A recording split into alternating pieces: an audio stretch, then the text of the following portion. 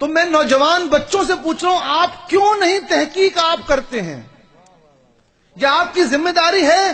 ایک شخص کہہ رہا ہے کہ آپ کے دادا غلط نماز ادا کرتے تھے، آپ کے تمام مشائخ عظام اور سادات کرام غلط نماز ادا کرتے ہیں، صرف ہماری نماز درست ہے، ہم یہ جو پاؤں پھیلا کر پڑھتے ہیں، تو کیا آپ کو شوق اور جذبہ نہیں ہے کہ ہم اپنی نماز کو جانیں؟ اس سے بھی بڑی مثال دے دوں، ان حضرات نے توحید کی 3 قسمیں بانٹی ہیں۔ مدرسے کے بچے ہیں، ان کے کام کی چیزیں ہیں۔ ان حضرات سے مراد وہ لوگ جو اپنے آپ کو مجتہد کہتے ہیں، یعنی سلفی غیر مقلد اہل حدیث۔ توحید الوہیہ، توحید ربوبیہ، توحید اسماء و صفات۔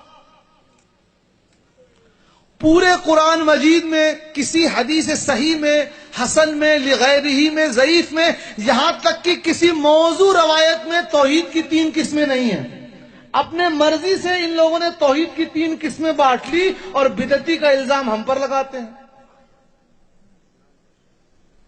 مرغا انڈا دے دے گا، بیل دودھ دے دے گا، دنیا کا کوئی سلفی اہل حدیث توحید کی 3 قسمیں نہیں لا سکتا۔ اس سے بڑی مثال دے دوں، ہم جب ملتے ہیں تو مصافحہ کرتے ہیں اور معانقہ کرتے ہیں نا، گلے ملتے ہیں۔ یہ ملتے ہیں تو کیا کرتے ہیں بتائیے؟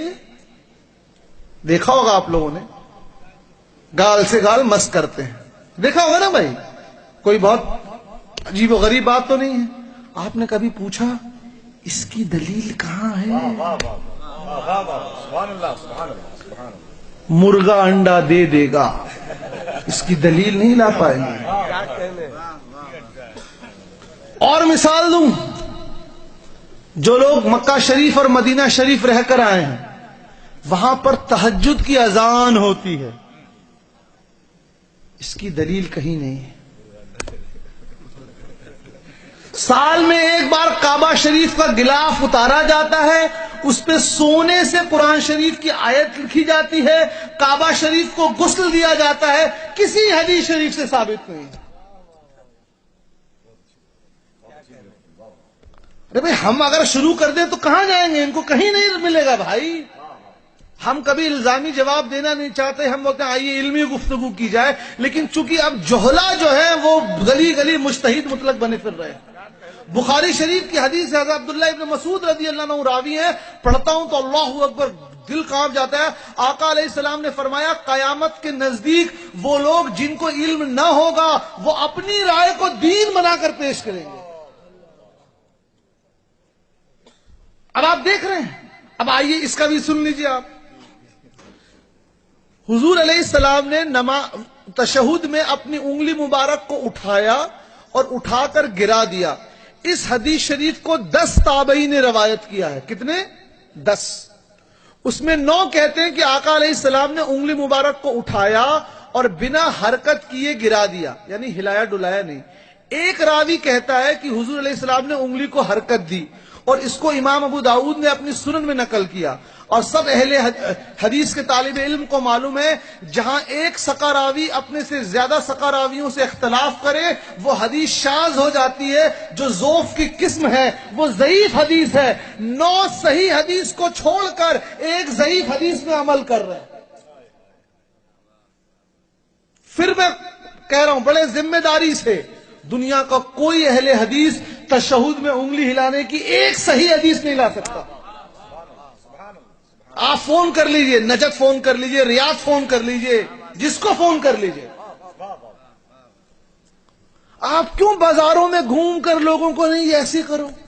اچھا، ان کا پاؤں بھی دیکھا ہوگا آپ نے، دیکھا ہے نا؟ اس کا سنیے، صحیح بخاری کتاب الاذان، اللہ کے رسول صلی اللہ علیہ وآلہ وسلم نے فرمایا، اے لوگو، جب تم نماز میں صفوں میں کھڑے رہو، صف سمجھتے نا، پنکتی، قطار، لائن، تو اپنے صفوں کے درمیان فاصلہ مت چھوڑو، ورنہ شیطان تمہارے دلوں کے بیچ میں فاصلہ پیدا کرے گا۔ یہ بخاری شریف کتاب الاذان میں ہے۔ حضور کے اس حکم کو نقل کرنے کے بعد امام بخاری علیہ رحمہ ایک صحابی کا قول نقل کرتے ہیں۔ وہ صحابی کہتے ہیں، جب ہم نے حضور کے اس حکم کو سنا تو ہم نے اپنے کندھے کو بغل والے نمازی کے کندھے سے جوڑ لیا، اپنے گھٹنے کو بغل والی نمازی کے گھٹنے سے جوڑ لیا، اپنے ایڑی کو بغل والے نمازی کے ایڑی سے جوڑ لیا. ٹھیک ہے؟ اب یہ جو اپنے آپ کو اہل حدیث کہتے ہیں جبکہ ان کا حدیث سے کوئی تعلق نہیں ہے، یہ اہل نفس ہیں. ان سے ہم پوچھتے ہیں کہ بھائی آپ پکے والے اہل حدیث ہیں کہ آدھے والے؟ اگر پکے والے ہیں تو کندھے سے کندھا جوڑیے اور گھٹنے سے گھٹنا، ایڑی سے ایڑی. ان دو چیزوں کو چھوڑ کیوں دیتے ہیں آپ؟ سوال ہے کہ نہیں؟ دوسرا سوال، یہ حضور کا حکم نہیں ہے، یہ صحابی کا قول ہے. ہم اہل سنت کے نزدیک صحابی کا قول حجت ہے. کیا آپ کے نزدیک بھی ہے؟ تو کہیں گے ہمارے نزدیک بھی ہے. ہم نے کہا پھر بخاری شریف میں حضرت عمر نے فرمایا ھذا نعمت البدع، یہ کتنی اچھی بدعت ہے. تو مانو بدعت کی دو قسمیں ہوتی ہیں، اچھی اور بری. بتاؤ. اب خاموش. ہم نے کہا آئیے آپ کو آدھا اہل حدیث مان لیا جائے. اب ایک سوال ہے، میری ہائٹ ہے 5 فٹ 8 انچ، فیضی صاحب کی ہائٹ ہے 6 فٹ 2 انچ. بالفرض ہم دونوں بغل میں کھڑے ہو گئے، میرا گھٹنا یہاں ہوگا کیونکہ 5 فٹ 8 انچ ہے، ان کی ہائٹ 6 فٹ 2 انچ ہے، تو ان کا گھٹنا اوپر ہوگا کہ نہیں ہوگا؟ اب گھٹنے سے گھٹنا کیسے جڑے گا؟ سوال ہے کہ نہیں ہے؟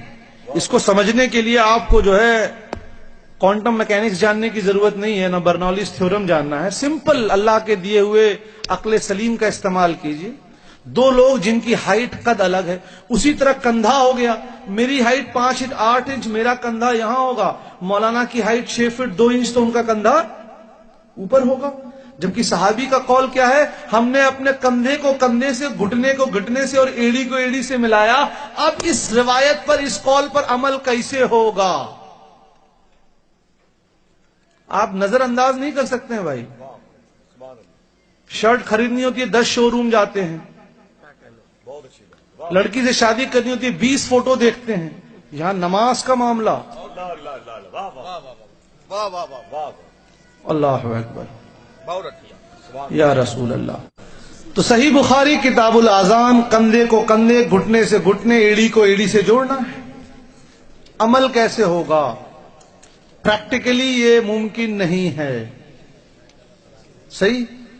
امام ابن حجر عسقلانی فتح الباری میں 852 ہجری رحمت اللہ علیہ جو شافعی ہیں، امام عینی جو حنفی ہیں عمدۃ القاری میں 850 ہجری میں لکھتے ہیں اس روایت میں مبالغے کا استعمال ہوا ہے، اس کے ظاہر الفاظ اور ظاہر معنی پہ عمل نہ ہوگا.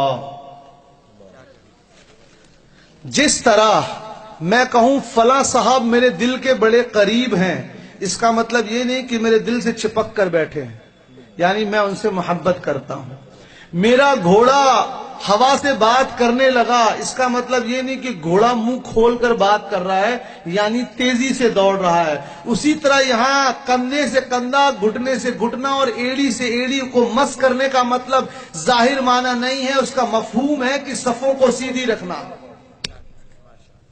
جن کی نماز غلط ہے وہ ہم سے میلاد النبی کی دلیل مانگتے ہیں.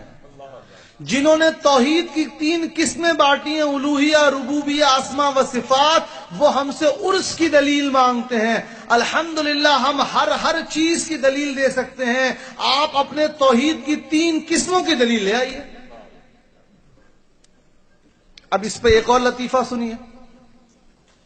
یہ حضرات کہتے ہیں مرد اور عورت کی نماز ایک جیسی ہے. بخاری شریف کی اس حدیث شریف کی روشنی میں نماز ایسے ادا کرو جیسے تم نے مجھے پڑھتے ہوئے دیکھا. اب ہم نے ان سے پوچھا چلیے آپ فرض نماز میں اپنے پاؤں کو اس لیے پھیلاتے ہیں تاکہ بغل والے کی ایڑی سے ایڑی مل جائے، لیکن 2 رکعت نفل جب انفرادی پڑھتے ہیں تب کیوں پھیلاتے ہیں؟ نفل میں تو کوئی آپ کے اگل بغل نہیں ہوتا، تب کیوں پاؤں پھیلا دیتے ہیں؟ پھر آپ کہتے ہیں عورت اور مرد کی نماز ایک جیسے ہے. امام ابو داؤد اپنی مراسیل میں نقل فرماتے ہیں اللہ کے رسول صلی اللہ علیہ وآلہ وسلم، اور احناف اور مالکی اور حنابلہ کے نزدیک جو ہے وہ مرسل حدیث حجت ہے. شافعیوں میں جب تک اس کی تطبیق نہ ہو تو حجت نہیں ہے. حضور نے عورتوں کو نماز پڑھتے ہوئے دیکھا اور فرمایا اے عورتوں تم اپنے جسم کو پوشیدہ کر لو جب نماز ادا کرو کہ تم پر زیادہ پوشیدگی اور حیا واجب ہے۔ اب اگر سلفی غیر مقلد یہ کہیں کہ عورت اور مردوں کی نماز ایک جیسے ہوتی ہے، جو کہ حنفی، مالکی، شافعی، حنبلی کسی کا قول نہیں ہے، تو ہم ان سے ادباً سوال کرتے ہیں کیا آپ کے گھر کی خواتین بھی پاؤں پھیلا کر نماز پڑھتی ہیں؟ یہ حدیث کے خلاف ہوگا۔ سرکار علیہ السلام نے فرمایا عورتوں کو تم پوشیدگی کے ساتھ نماز ادا کرو۔ تو جن کی نماز ابھی تو ہم فروعی مسائل میں آئے ہی نہیں ہیں، صرف توحید اور نماز کا ذکر، نوجوان بچوں، اگر آپ کے سامنے کوئی شخص آ جائے اور کہے کہ یہ حدیث ہے تو آپ متاثر نہ ہوں، حدیث کا صحیح ہونا الگ ہے اور اس پہ عمل کرنا الگ ہے۔ دو مثالوں سے بات ثابت کر دوں۔ بخاری شریف کی حدیث کے الفاظ کا ترجمہ ہے، سرکار علیہ السلام نے ظہر اور عصر کو ملا کر پڑھا، مغرب اور عشاء کو ملا کر پڑھا۔ اور ہم احناف کہتے نہیں، نماز کو آپ ملا کر نہیں پڑھ سکتے، حدیث بالکل صحیح ہے، ہم عمل نہیں کرتے۔ کیوں؟ ہمارے پاس اس کا ایک جواب ہے۔ قرآن مجید میں ان الصلاۃ کانت علی المؤمنین کتابا موقوتا، اللہ تعالیٰ نے مومنوں پر، مسلمانوں پر مقررہ وقت پر نماز فرض کی ہے۔ تو یہ ملانے کا مطلب یہ ہے کہ عصر اس کے اول وقت میں پڑھی گئی، ظہر اس کے اخیر وقت میں پڑھی گئی، دونوں اپنے اپنے وقتوں میں پڑھی گئی اور دونوں ملی بھی ہوئی ہیں۔ اسی طرح بخاری شریف کی حدیث ہے، آقا علیہ السلام کو اطلاع دی گئی فلاں جگہ ایک شخص کا انتقال ہو گیا، حضور نے اس کے جنازے کی نماز غائبانہ پڑھائی۔ صحیح حدیث بخاری شریف۔ ہم لوگ جنازے کی نماز غائبانہ پڑھتے ہیں، اب کیا کریں گے؟ بخاری شریف، صحیح حدیث۔ تو کوئی اگر آپ کے پاس یہ لے کر آ جائے تو یاد رکھیے گا آپ اس سے متاثر نہ ہوں گے، کیونکہ حضور نے جو دعا فرمائی ہے وہ ان لوگوں کے لیے جن کو تفقہ فی الدین ہے۔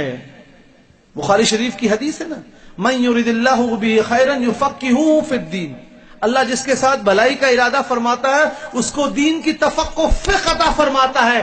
اور یہ فقہ والے حنفی، شافعی، مالکی، حنبلی، اہل حدیث نہیں ہیں۔ یہ کیا ہے اس کا مطلب؟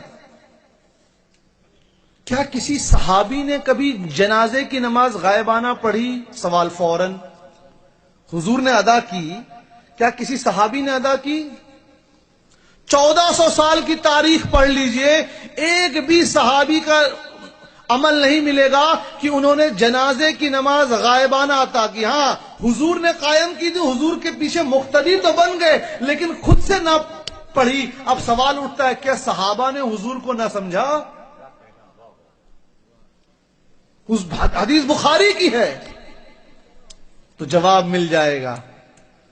صحابہ کو معلوم تھا جنازے کی نماز کے لیے میت کا سامنے ہونا ضروری ہے۔ ہماری آنکھیں نہیں دیکھ رہی، حضور کی آنکھیں دیکھ رہی ہیں، اسی لیے حضور ادا کر سکتے ہیں، ہم ادا نہیں کر سکتے ہیں۔ تو حدیث کا صحیح ہونا ایک ہے، عمل کرنا ایک ہے۔ صحیح بخاری میں ایک ہی باب میں دو حدیث ایک کے بعد دوسری، آقا علیہ السلام نے فرمایا اگر تمہارا پیش امام بیٹھ کر نماز پڑھ رہا ہے تو مقتدی کو بھی بیٹھنا ہے، دوسرے میں ہے کہ پیش امام بیٹھ کر نماز پڑھا رہا ہے تو مقتدی کو کھڑے ہونا ہے۔ دونوں ایک ہی باب، صحیح بخاری، کس پہ عمل ہوگا؟